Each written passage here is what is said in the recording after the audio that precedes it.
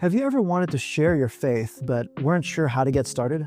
We can actually learn 3 simple steps from the Apostle Paul's approach when he was in Athens in Acts chapter 17. And the first step is really easy. It's just to listen. Now, Paul didn't just roll up with a prepared script. He actually listened very carefully to the culture and he found out what mattered to the people. So maybe you can ask your friend about their spiritual journey. Have they ever even thought about God before? That's a great place to start. Number 2 is to start with their concerns. Paul didn't start by condemning their idolatry. He actually complimented them on their spiritual sensitivities, like, I can see you're very religious. And then he actually pointed to something they really cared about, which is this inscription to an unknown God. And then he says, you want to know about this God that you don't know about?